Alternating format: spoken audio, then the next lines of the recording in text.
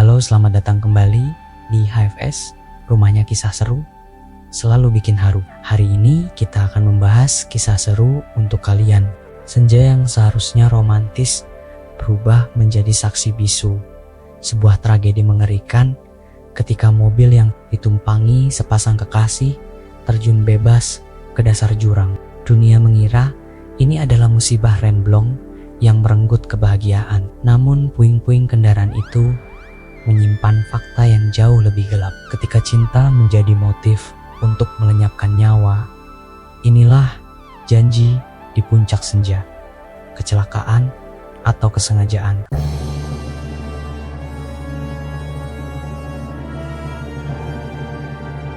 Di sebuah kafe mewah yang dipenuhi cahaya temaram, Aris menatap Maya dengan senyum yang begitu memikat. Hari ini adalah hari jadi mereka, dan Aris sudah menyiapkan kejutan spesial. Dia mengeluarkan sebuah kotak beludru merah dari sakunya, membukanya perlahan, dan memperlihatkan seuntai kalung berlian yang berkilauan. Mata Maya berbinar, penuh kekaguman. Dia tidak pernah menyangka akan menerima hadiah semahal ini. Dengan lembut, Aris memakaikan kalung itu ke leher jenjang Maya.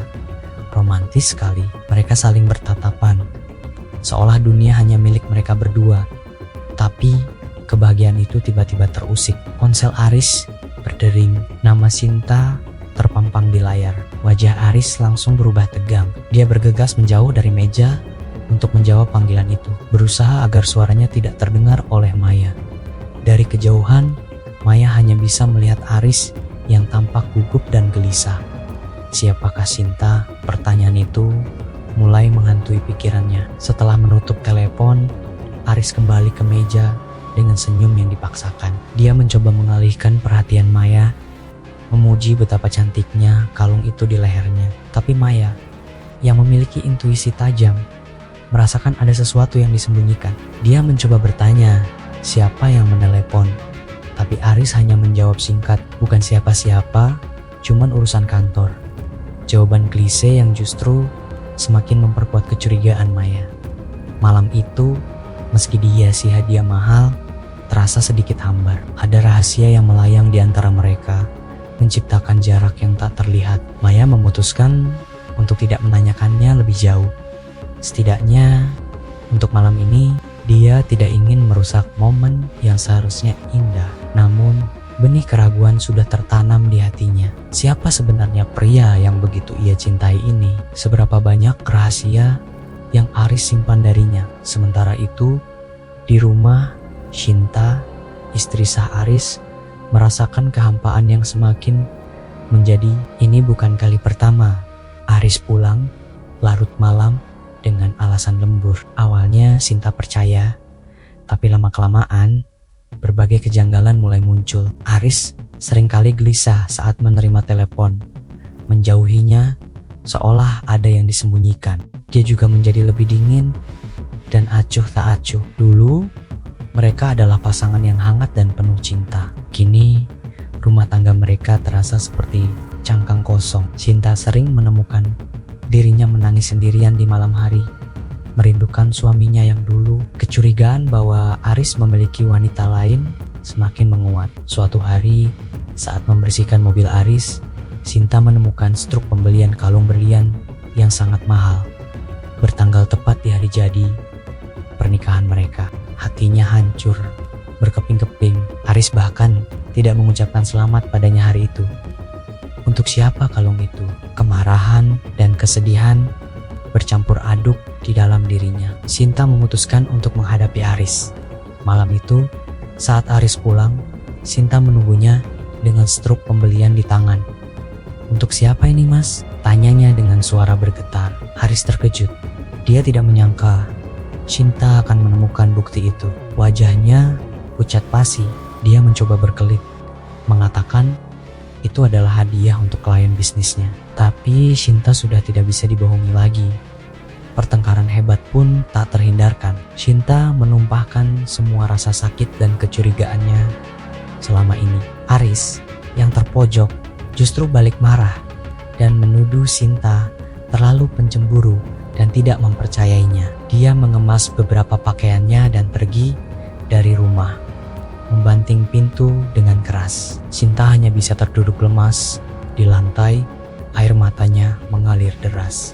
Rumah yang dulu menjadi surga baginya kini terasa seperti neraka. Dia merasa sendirian dan dikhianati. Di sisi lain, Aris langsung menemui Maya. Dia datang dengan wajah sedih yang dibuat menceritakan bahwa dia baru saja bertengkar hebat dengan keluarganya yang tidak menyetujui hubungan mereka. Tentu saja, dia tidak menyebutkan bahwa keluarga yang dimaksud adalah istrinya. Maya, yang hatinya luluh melihat Aris yang tampak rapuh, langsung memeluknya. Dia percaya sepenuhnya pada cerita Aris.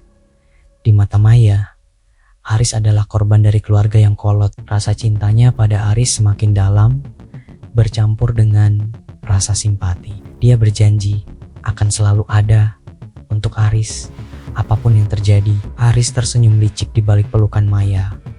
Rencananya berjalan sempurna. Dia berhasil memanipulasi kedua wanita dalam hidupnya, membuat dirinya tampak sebagai korban di depan Maya dan menjauh dari tanggung jawabnya sebagai suami di depan cinta. Keesokan harinya, untuk menenangkan hati Maya dan membuktikan keseriusannya, Aris merencanakan sebuah perjalanan romantis. "Sayang, aku mau ajak kamu ke tempat spesial," kata Aris dengan suara lembut. "Puncak senja. Tempat itu sangat indah dan aku punya kejutan besar untukmu di sana." Mata Maya berbinar penuh harap. Kejutan besar?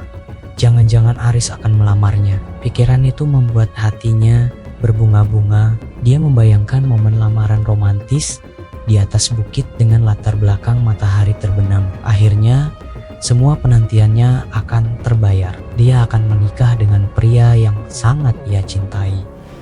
Tanpa ragu, Maya menyetujui ajakan itu dengan antusias. Mereka berjanji akan pergi keesokan harinya. Maya menghabiskan sisa harinya dengan penuh sukacita, memilih gaun terbaik dan membayangkan masa depan indahnya bersama Aris. Malam sebelum keberangkatan, suasana berubah drastis. Kamera membawa kita ke sebuah garasi tersembunyi yang remang-remang, jauh dari rumah Aris maupun apartemen Maya.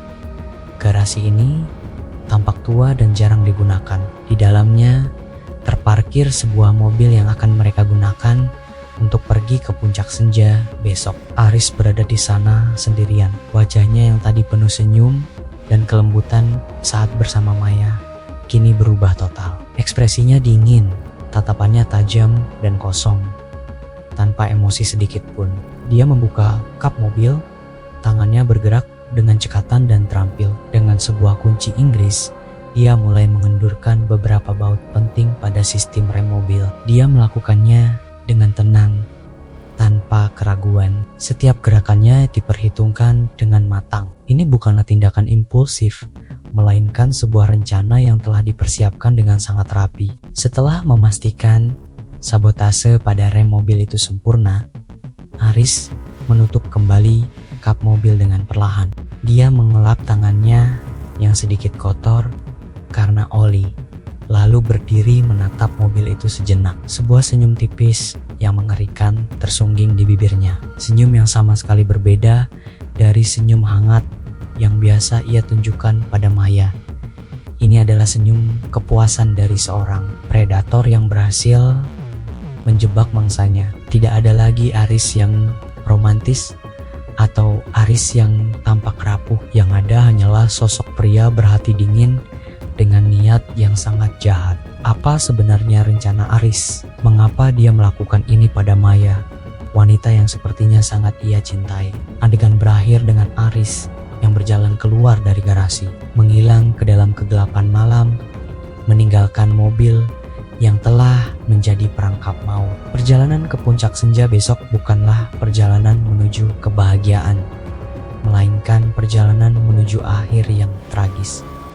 Apa yang akan terjadi selanjutnya? Jangan lupa subscribe untuk mengikuti kelanjutan ceritanya. Terima kasih sudah menonton.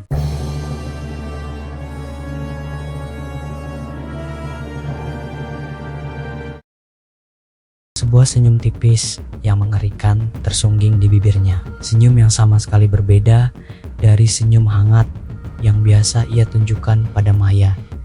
Ini adalah senyum kepuasan dari seorang predator yang berhasil menjebak mangsanya. Tidak ada lagi Aris yang romantis atau Aris yang tampak rapuh. Yang ada hanyalah sosok pria berhati dingin dengan niat yang sangat jahat. Apa sebenarnya rencana Aris? Mengapa dia melakukan ini pada Maya, wanita yang sepertinya sangat ia cintai?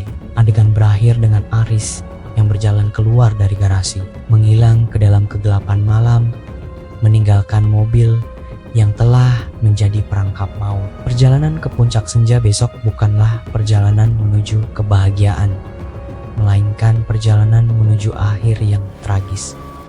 Apa yang akan terjadi selanjutnya?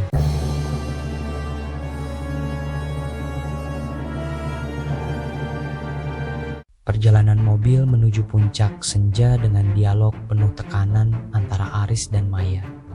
Kita mau kemana lagi, Riz? Ini bukan jalan pulang kan? Suara Maya memecah keheningan di dalam mobil yang melaju di jalanan menanjak yang berkelok. Di luar, semburat jingga matahari terbenam mulai mewarnai langit. Aris memegang kemudi dengan erat, buku-buku jarinya memutih. Ke puncak senja. Aku dengar pemandangannya bagus dari sana.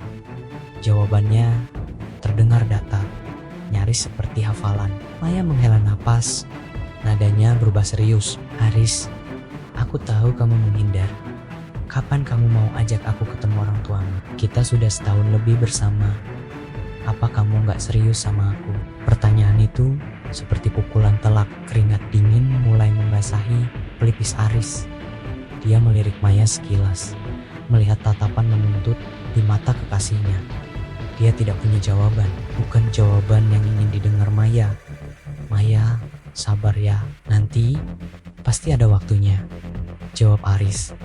Mencoba terdengar meyakinkan, tapi suaranya bergetar. Dia semakin dalam menginjak pedal gas, seolah ingin lari dari percakapan ini. Mobil melaju lebih kencang, menaklukkan tanjakan yang semakin curam. Sabar terus. Sampai kapan, Riz? Aku cuma butuh kepastian.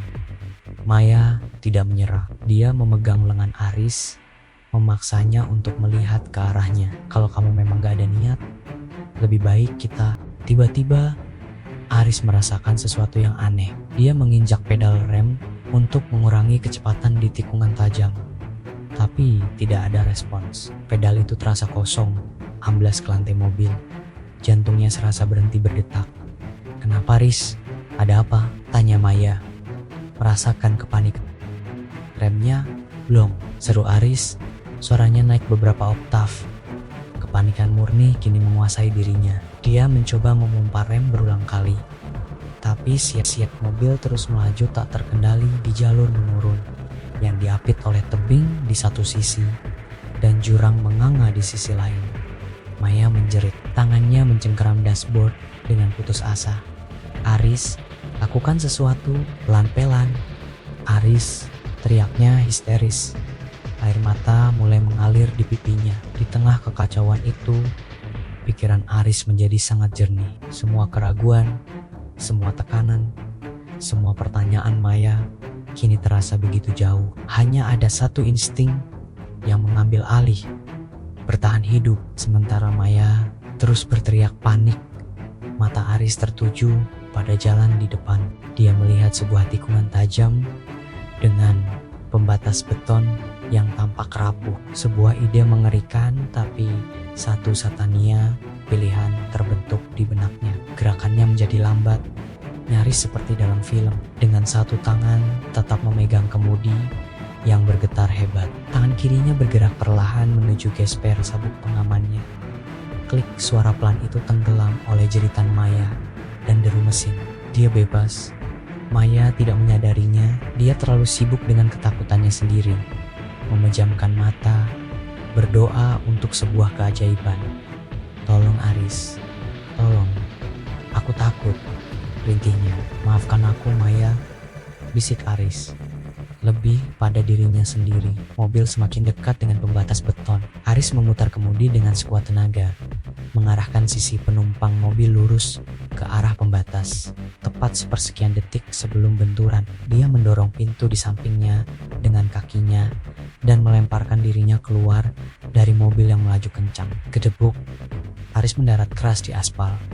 Berguling beberapa kali sebelum berhenti di pinggir jalan, tubuhnya penuh luka lecet. Di saat yang bersamaan, terdengar suara benturan logam yang memekakkan telinga. Mobil itu menghantam pembatas, meremukannya seperti kertas, dan tanpa jeda meluncur ke depan, terjun bebas ke dalam jurang yang gelap. Jeritan Maya yang terakhir terdengar menggema sesaat sebelum akhirnya ditelan oleh suara angin. Aris susah payah mengangkat kepalanya. Dari posisinya yang terbaring di pinggir jalan, dia melihat mobil itu jatuh, berputar-putar di udara, semakin kecil, hingga akhirnya 2 RR.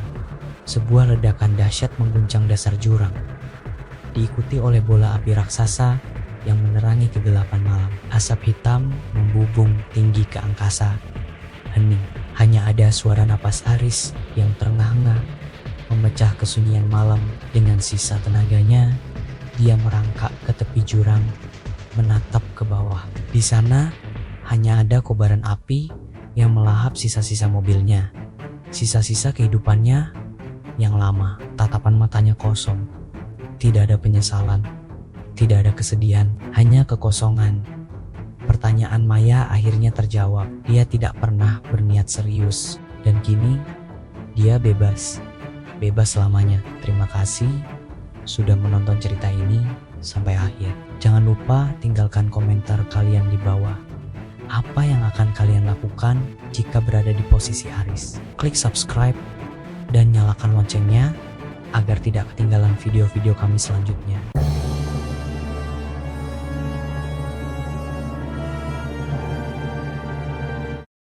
Dengan sisa tenaganya, dia merangkak ke tepi jurang, menatap ke bawah.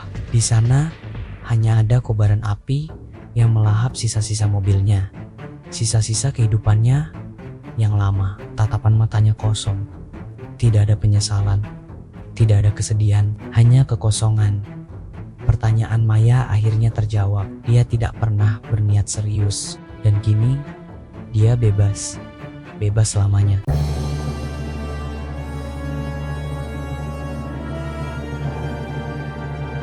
Inspektur Bram tiba di lokasi kecelakaan tunggal yang menimpa Aris dan Maya.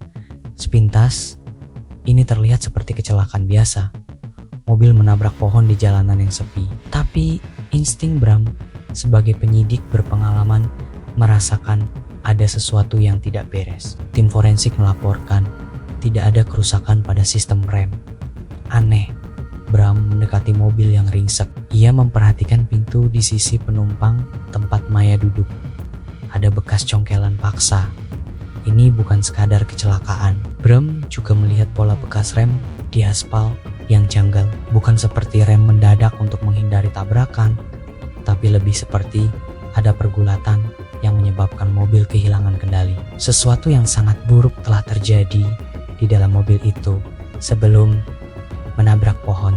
Di rumah sakit, pemandangan kontras tersaji. Aris dengan perban di kepala dan lengan yang digendong, dikelilingi oleh wartawan. Dia menangis terseduh-seduh, menceritakan betapa ia sangat mencintai Maya dan bagaimana kecelakaan tragis ini merenggut separuh jiwanya. Ia melukiskan gambaran pasangan sempurna yang hancur oleh takdir. Simpati publik mengalir deras. Aris memainkan perannya dengan sangat baik sebagai seorang kekasih yang patah hati dan trauma. Tapi di mata Bram yang mengamati dari kejauhan, semua itu hanyalah sandiwara murahan. Bram tahu air mata buaya seringkali lebih deras daripada air mata sungguhan. Setiap kata yang keluar dari mulut Aris terdengar palsu, terlalu dipoles, terlalu sempurna untuk sebuah duka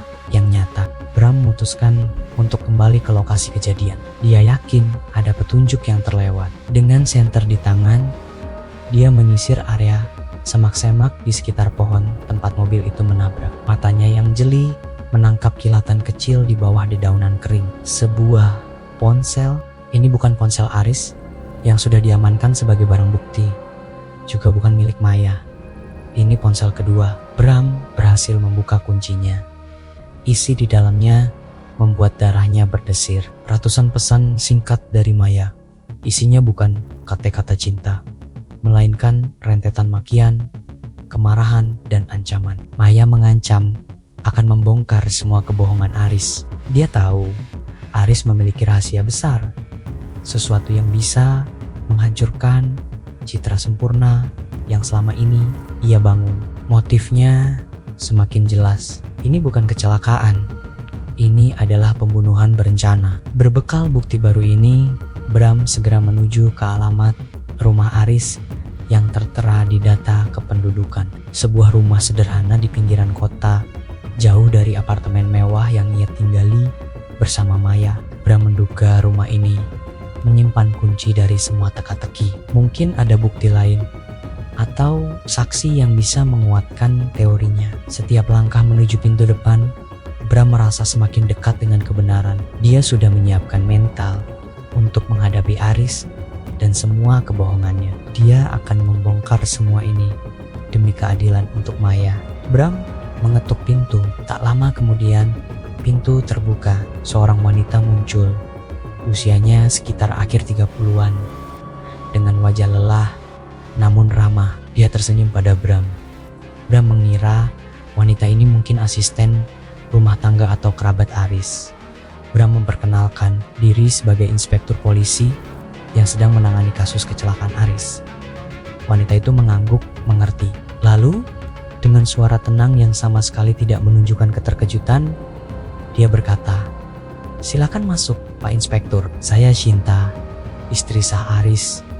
Dunia Bram seakan berhenti berputar. Semua kepingan puzzle yang tadinya berserakan kini menyatu dengan begitu cepat, membentuk sebuah gambaran mengerikan yang jauh lebih gelap dari yang pernah ia bayangkan. Di hadapannya berdiri motif pembunuhan yang sesungguhnya.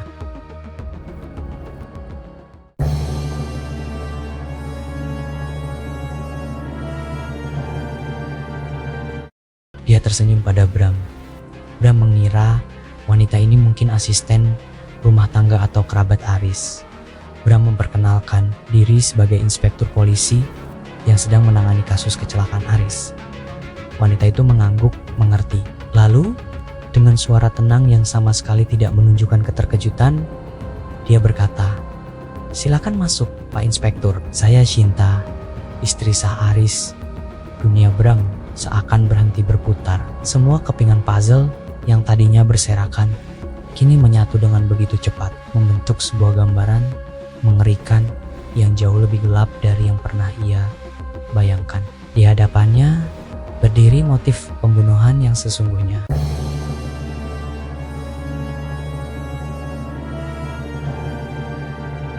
Kisah ini dimulai saat Bram dengan wajah penuh kekhawatiran menghampiri Shinta. Ia membawa berita yang mengguncang dunia mereka. Sebuah kecelakaan tragis baru saja terjadi, dan yang lebih mengejutkan, korban dari kecelakaan itu adalah Maya, rekan kerja mereka. Tapi Bram merasa ada sesuatu yang janggal. Ini bukan sekadar kecelakaan biasa. Kecurigaannya langsung tertuju pada satu orang, Aris, suami Maya. Shinta yang awalnya terkejut langsung merasakan hal yang sama. Selama ini, ia tahu bahwa rumah tangga Aris dan Maya tidak seharmonis yang terlihat. Mereka berdua sering terlibat pertengkaran hebat, meski selalu berusaha ditutupi di depan orang lain. Mendengar kecurigaan Bram, Shinta pun setuju. Ini adalah momennya. Mereka harus bekerja sama untuk membongkar apa yang sebenarnya terjadi. Mereka tidak bisa membiarkan kejahatan, jika memang ada, terkubur begitu saja. Sebuah aliansi pun terbentuk, didasari oleh keinginan untuk mencari kebenaran dan keadilan bagi Maya. Penyelidikan rahasia Bram dan Shinta dimulai dari tempat yang paling logis, kantor. Mereka tahu jika Aris memiliki motif tersembunyi, jejaknya kemungkinan besar ada di sana. Dengan hati-hati, mereka mulai memeriksa dokumen keuangan perusahaan, terutama yang berkaitan dengan proyek yang dipegang oleh Aris. Awalnya, semua tampak normal, rapi, dan tanpa celah. Aris memang dikenal sebagai karyawan yang teliti. Namun, Bram tidak menyerah menggunakan keahliannya di bidang audit. Ia mulai menggali lebih dalam, membandingkan data dari berbagai laporan yang berbeda. Dan di sanalah mereka menemukannya, sebuah anomali. Ada aliran dana dalam jumlah besar yang keluar dari kas perusahaan. Namun, catatannya disamarkan dengan sangat lihai si Oliela untuk pembelian aset fiktif. Jejak digitalnya pun dimanipulasi dengan rapi. Semakin dalam mereka menggali, semakin besar pula lubang yang mereka temukan. Ternyata, selama bertahun-tahun, Aris telah secara sistematis menggelapkan dana perusahaan. Uang itu ia gunakan untuk gaya hidup mewah yang jauh di atas kemampuannya. Sesuatu yang selalu ia pamerkan sebagai hasil kerja kerasnya. Semua fasad kesuksesan yang ia bangun ternyata hanyalah sebuah kebohongan besar. Lalu, apa hubungannya dengan Maya? Sinta teringat sesuatu. Beberapa minggu sebelum kecelakaan, Maya pernah bercerita dalam sebuah obrolan singkat bahwa ia mulai curiga dengan keuangan Aris.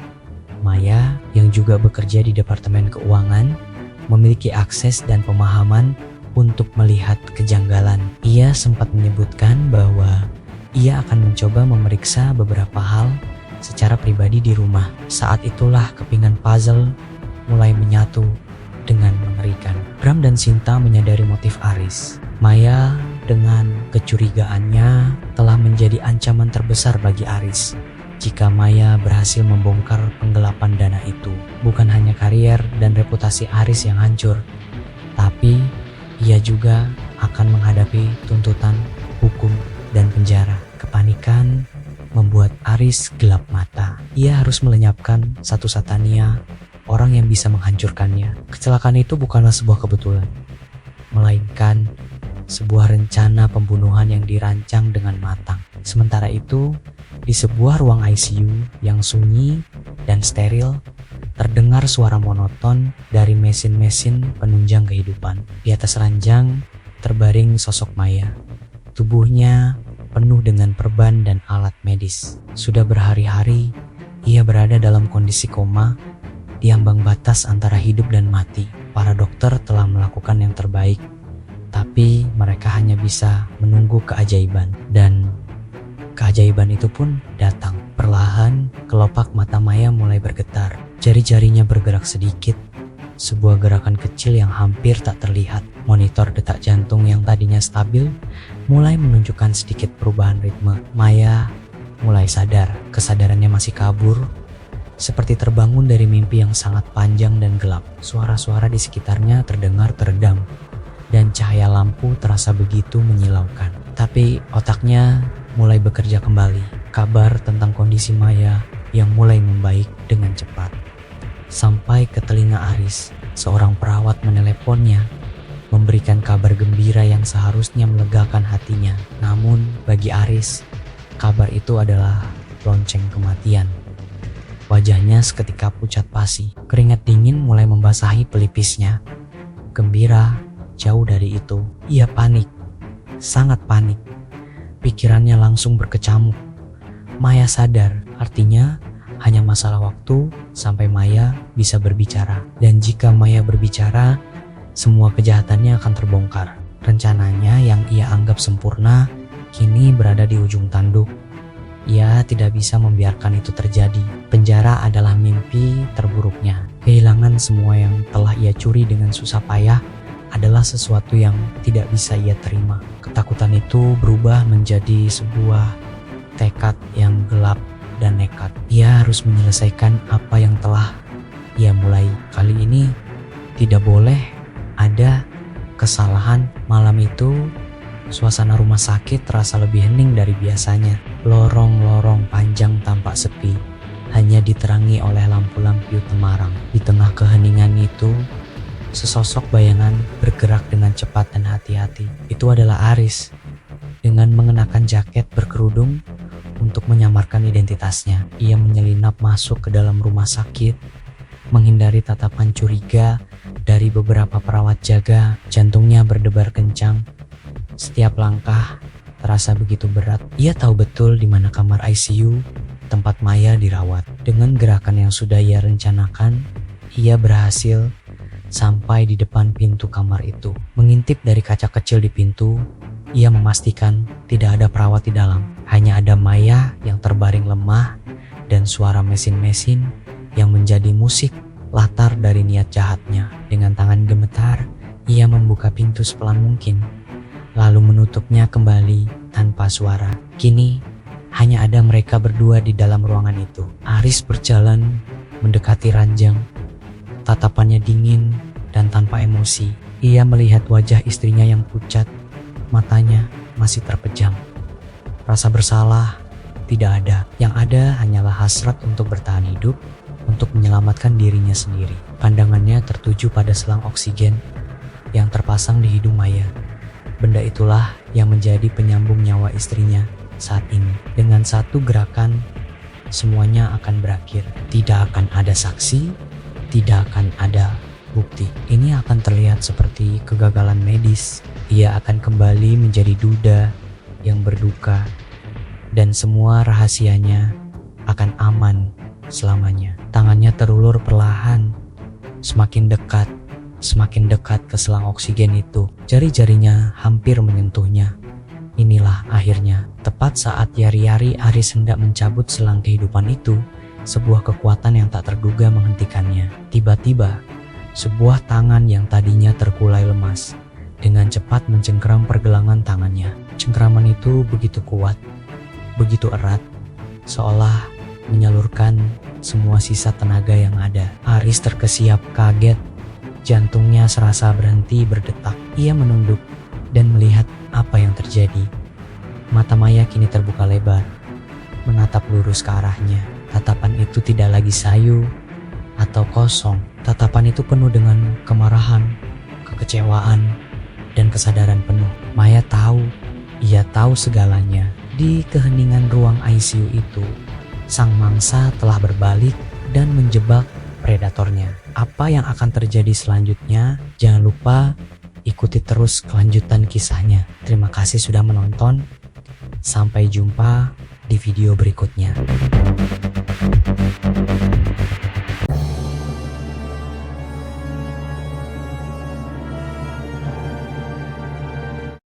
Tiba-tiba, sebuah tangan yang tadinya terkulai lemas dengan cepat mencengkeram pergelangan tangannya. Cengkeraman itu begitu kuat, begitu erat, seolah menyalurkan semua sisa tenaga yang ada. Aris terkesiap kaget, jantungnya serasa berhenti berdetak. Ia menunduk dan melihat apa yang terjadi. Mata Maya kini terbuka lebar, menatap lurus ke arahnya. Tatapan itu tidak lagi sayu atau kosong. Tatapan itu penuh dengan kemarahan, kekecewaan, dan kesadaran penuh. Maya tahu, ia tahu segalanya. Di keheningan ruang ICU itu, sang mangsa telah berbalik dan menjebak predatornya.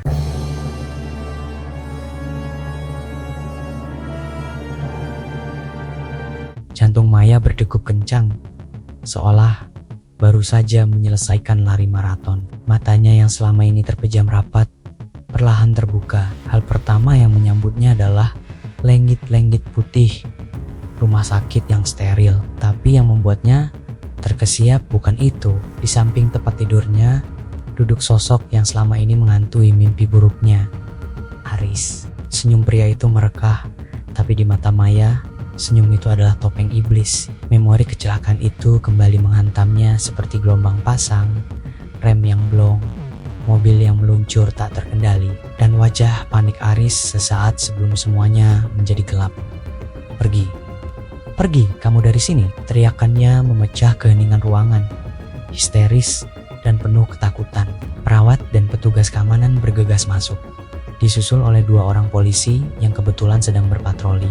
Melihat kondisi Maya dan mendengar ceritanya yang terbata-bata, polisi langsung bergerak. Aris yang tadinya tersenyum, kini wajahnya pucat pasi. Tanpa perlawanan berarti, Ia digiring keluar dengan tangan terborgol. Babak baru dalam hidup Maya telah dimulai.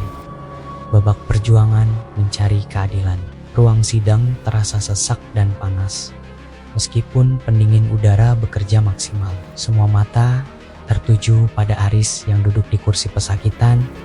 Wajahnya tertunduk lesu. Di seberangnya, Maya duduk dengan tegar di kursi saksi, ditemani oleh pengacara yang handal. Jaksa penuntut umum membeberkan bukti-bukti yang memberatkan. Hasil investigasi tim forensik menunjukkan dengan jelas rem mobil yang dikendarai Maya telah disabotase. Selang minyak rem dipotong dengan sengaja, bukan aus karena pemakaian. Kesaksian Maya menjadi senjata utama. Dengan suara bergetar namun tegas, ia menceritakan kronologi sebelum kecelakaan. Bagaimana Aris bersikeras memintanya menggunakan mobil itu untuk pergi keluar kota sendirian dengan alasan mobilnya sendiri sedang di bengkel. Argumen-argumen dari pengacara Aris terdengar lemah, mencoba membangun alibi bahwa itu semua hanya kecelakaan biasa. Tapi sorot mata Maya yang penuh keyakinan seakan membakar setiap kebohongan yang coba dibangun oleh pihak lawan. Ketegangan di ruang sidang bisa dirasakan oleh semua orang. Ini bukan hanya tentang kecelakaan, ini tentang pengkhianatan yang nyaris merenggut nyawa. Persidangan memasuki babak krusial ketika semua orang mengira kasus ini hanya akan berkutat pada bukti forensik dan kesaksian Maya. Pintu ruang sidang terbuka. Seorang wanita melangkah masuk dengan percaya diri. Dialah Sinta, sekretaris pribadi Aris di kantor. Kehadirannya sontak membuat Aris mengangkat wajahnya. Matanya membelalak tak percaya. Sinta membawa kejutan besar. Di tangannya ada setumpuk dokumen yang ternyata adalah bukti penggelapan dana besar-besaran yang dilakukan Aris di perusahaan. Motif percobaan pembunuhan itu pun menjadi semakin jelas. Aris ingin menyingkirkan Maya yang mulai mencurigai gaya hidupnya yang mewah dan tidak sesuai dengan pendapatan resminya. Bukan hanya itu, Sinta juga menyerahkan sebuah flash disk kepada jaksa. Isinya adalah rekaman CCTV dari area parkir kantor beberapa hari sebelum kecelakaan. Rekaman itu dengan jelas memperlihatkan sosok Aris yang sedang berjongkok di dekat ban mobil Maya, melakukan sabotase di malam hari. Suara bisik-bisik langsung memenuhi ruang sidang. Pengacara Aris terdiam, kehabisan kata-kata. Bukti ini adalah paku terakhir untuk peti mati kebohongan Aris. Palu hakim diketuk 3 kali. Suaranya menggema di seluruh penjuru ruang sidang, menandakan akhir dari drama panjang ini. Terdakwa Aris terbukti secara sah dan meyakinkan melakukan tindak pidana percobaan pembunuhan berencana dan penggelapan dana, menjatuhkan hukuman penjara seumur hidup. Wajah Aris langsung pucat seperti mayat. Ia merosot di kursinya, seolah seluruh tulang di tubuhnya telah diloloskan. Pandangannya kosong, menatap ke depan tanpa arti. Para penjaga kemudian membawanya pergi. Langkahnya gontai menuju takdirnya yang baru di balik jeruji besi yang dingin. Di sisi lain ruangan, Maya menghela napas panjang, napas kelegaan yang selama ini tertahan di dadanya. Air mata mulai mengalir di pipinya. Tapi kali ini bukan air mata kesedihan, melainkan air mata kelegaan dan kemenangan. Keadilan telah ditegakkan. Hantu masa lalu yang selama ini membelenggunya akhirnya telah dikurung selamanya. Ia menoleh ke arah Sinta. Mereka saling berpandangan dan mengangguk. Sebuah isyarat tanpa kata yang penuh makna. Mentari sore mulai condong ke ufuk barat, melukis langit dengan warna jingga keemasan di sebuah tempat bernama Puncak Senja yang terkenal dengan pemandangannya yang menakjubkan ke arah jurang dan lembah di bawahnya. Maya dan Sinta berdiri berdampingan. Angin sepoi-sepoi menerbangkan rambut mereka. Di tangan Maya ada sebuah kotak kecil berisi barang-barang peninggalan Aris. Sebuah cincin kawin, beberapa foto lama, dan dan kenangan pahit lainnya. Di tangan Shinta ada sebuah map berisi surat pengunduran dirinya dan semua hal yang mengikatnya pada masa lalu yang kelam. Di perusahaan itu, mereka saling berpandangan sejenak. Senyum tulus terukir di bibir keduanya. Tanpa aba-aba, mereka bersama-sama melemparkan benda-benda itu ke dalam jurang yang dalam. Benda-benda itu melayang sejenak di udara sebelum akhirnya ditelan oleh kedalaman lembah. Itu adalah sebuah ritual simbolis. Mereka tidak hanya membuang benda mati, tapi juga membuang semua beban, sakit hati, dan pengkhianatan. Mereka membuang masa lalu untuk menyambut masa depan yang baru, lembaran hidup yang bersih dan penuh harapan. Matahari terbenam menandai akhir dari sebuah babak dan awal dari babak yang baru, babak kebebasan sejati. Terima kasih sudah menonton kisah ini. Jangan lupa untuk subscribe dan nyalakan lonceng notifikasinya agar tidak ketinggalan cerita-cerita inspiratif lainnya. Sampai jumpa di video berikutnya.